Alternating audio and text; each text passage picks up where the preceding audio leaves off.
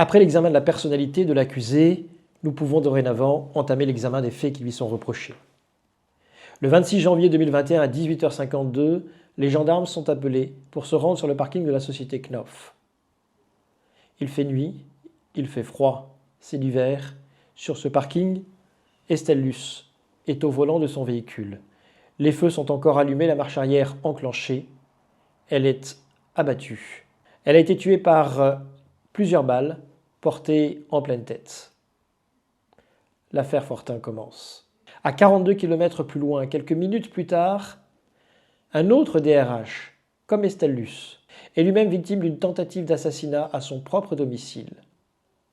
Gabriel Fortin s'est grimé avec son masque chirurgical de post-confinement, une casquette sur la tête. Il sonne à la porte du domicile de Bertrand Michel. « Monsieur Michel ?»« Oui. » Il tire. La balle se loge dans la porte. Bertrand Michel échappe à la mort. Il poursuit Gabriel Fortin, ils échangent ensemble des coups et Gabriel Fortin a finalement le dessus et s'échappe. Bertrand Michel, qui va déposer à la barre, expliquera l'ensemble de ces faits, expliquera comment il a immédiatement appelé les gendarmes et donné tout de suite une description extrêmement précise de l'individu.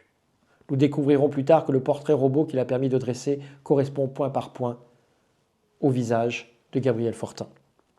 C'est donc le responsable du service d'enquête de la brigade de recherche d'Alsace, de Strasbourg, qui est venu déposer pour raconter les investigations qui ont été menées à partir du rapprochement entre le décès d'Estelle Luce et la tentative d'assassinat sur Bertrand Michel. Ces constatations vont conduire plus tard à faire le lien avec deux autres décès qui se passeront 48 heures plus tard.